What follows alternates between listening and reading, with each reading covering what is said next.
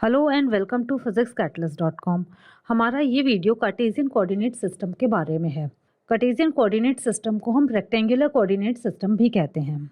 अब हम ये देखते हैं कि इस सिस्टम को 3 डायमेंशन में कैसे रिप्रेजेंट किया जाता है। कार्टेशियन कोऑर्डिनेट सिस्टम को हम 3 डायमेंशन में जब रिप्रेजेंट करते हैं तो हम उसके लिए 3 म्यूचुअली परपेंडिकुलर एक्सिस लेते हैं, जिनको हम एक्स एक्सिस कहते हैं, वाई एक्सिस कहते हैं और जेड एक्सिस कहते हैं।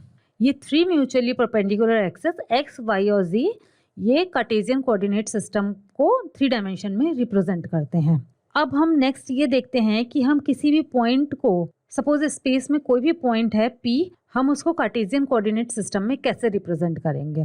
तो इस पॉइंट P को कार्टेशियन कोऑर्डिनेट सिस्टम में रिप्रेजेंट करने के लिए हमें क्या करना होगा, हमें ये पता लगाना होगा कि ये पॉइंट P जो है ये आपके एक्स एक्सिस से कितना दूर है, आपके वाई एक्सिस से कितना दूर है और आपके जेड एक्सिस से कितना दूर है।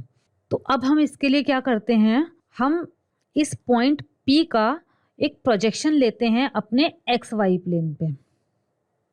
ठीक है, ये हमारा ये जो प्लेन है ये हमारा एक्स वाई प्लेन है। ठीक है, इस एक्स वाई प्लेन पे हम अपने पॉइंट P का प्रोजेक्शन लेते हैं और फिर हम ये फाइंड करेंगे, ये पता लगाएंगे कि ये प्रोजेक्शन का जो पॉइंट है, सपोज हम इसे पॉइंट A कहते हैं सपोज। ठीक है, तो ये पॉइंट A आपके एक्स एक्सिस से कितना दूर है और यही पॉइंट A वाई एक्सिस से कितना दूर है। ठीक है, और ये जो हमारा जो स्टार्टिंग पॉइंट है ये हमारा, इसे हम अपना ओरिजिन कहते हैं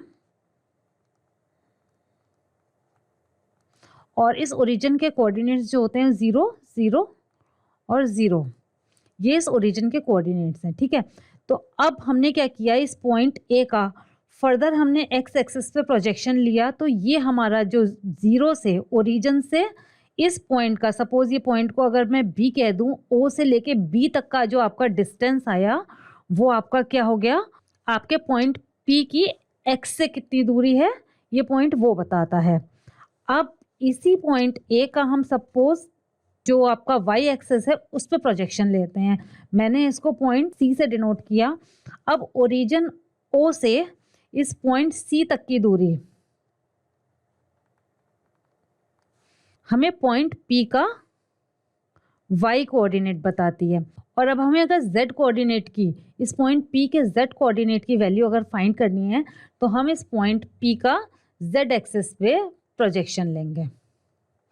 ठीक है, तो ये जो आपका डिस्टेंस होगा, सपोज मैं इस पॉइंट को D से डिनोट करती हूँ और ये वाला आपका जो यहाँ से लेके O से लेके D तक का जो आपका डिस्टेंस होगा वो आपका क्या बताएगा, Z कोऑर्डिनेट बताएगा।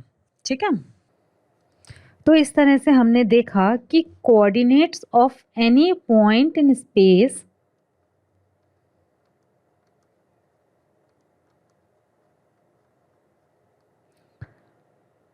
are taken as distances from the origin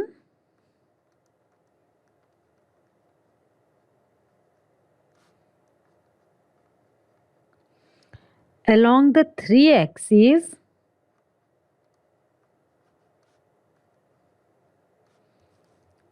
and are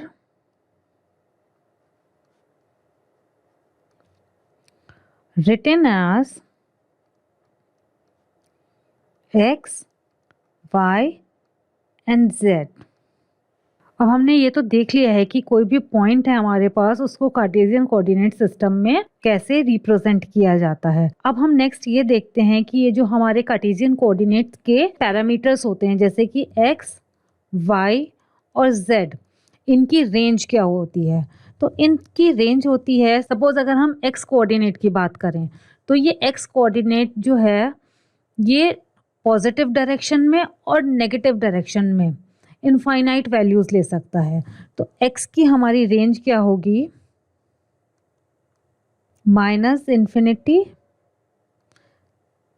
is less than equals to x is less than equals to infinity.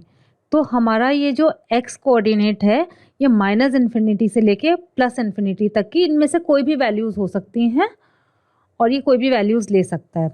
Similarly हमारा ये जो वाई एक्सिस है इसकी रेंज भी माइनस इन्फिनिटी से लेके प्लस इन्फिनिटी तक जाती है।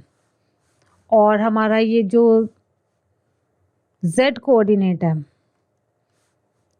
इसकी रेंज भी x कोऑर्डिनेट और y कोऑर्डिनेट की तरह माइनस इन्फिनिटी से लेके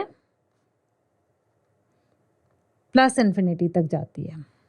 अब ये कार्टेशियन कोऑर्डिनेट सिस्टम जो होते हैं ये 2 टाइप्स के होते हैं।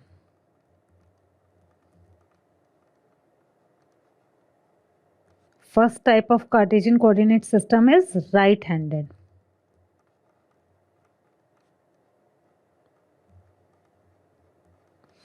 और second type of coordinate system is left handed. तो सबसे पहले तो ये बात होती है कि अगर हम इन दोनों कोऑर्डिनेट सिस्टम को, लेफ्ट हैंडेड कोऑर्डिनेट सिस्टम और राइट हैंडेड कोऑर्डिनेट सिस्टम को कोइंसाइड करना चाहें तो वो कोइंसाइड नहीं होते हैं।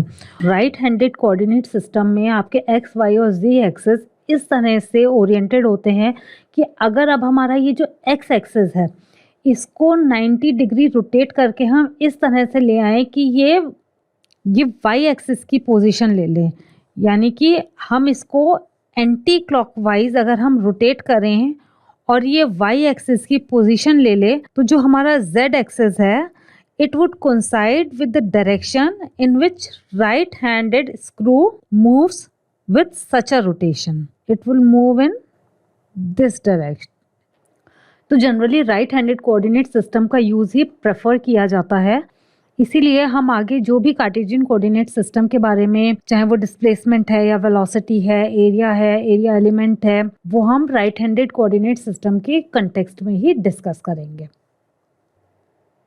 तो अब हम देखते हैं कि कार्टेशियन कोऑर्डिनेट सिस्टम में किसी भी वेक्टर को कैसे रिप्रेजेंट करते हैं। सपोज हमारे पास एक वेक्टर ए है, इसको कार्टेशियन कोऑर्डिनेट सिस्टम में हम कैसे लिखते हैं? A x x cap plus A Y Y cap plus A Z Z cap.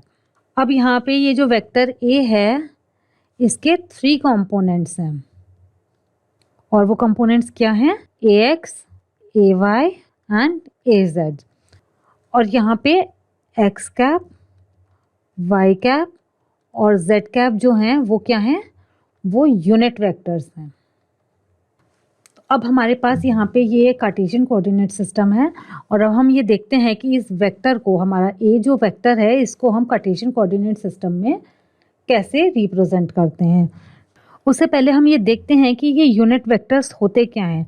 तो ये जो यूनिट वेक्टर्स हैं इनका जो मैग्नीट्यूड है ये हमेशा 1 के इक्वल होता है, ठीक है। ये जो यूनिट वेक्टर्स हैं they are always in direction of their increasing coordinates.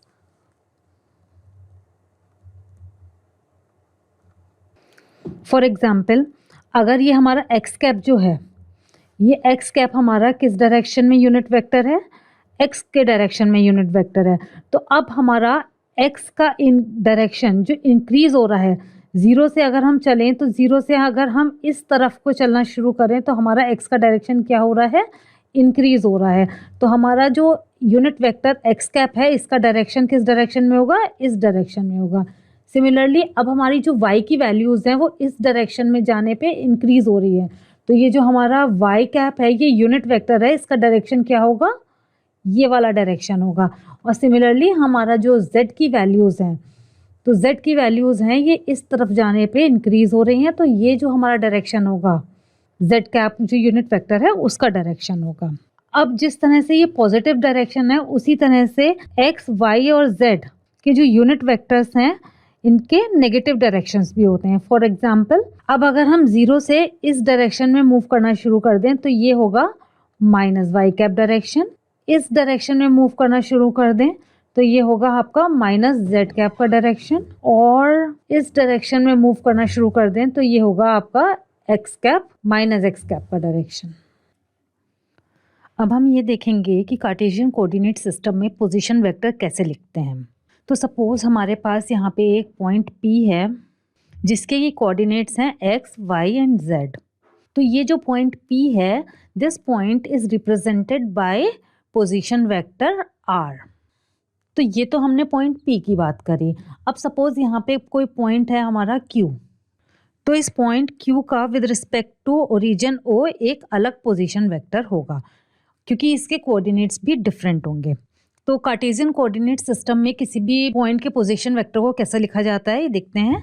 It is written as R is equals to X X cap plus Y Y cap plus Z Z cap.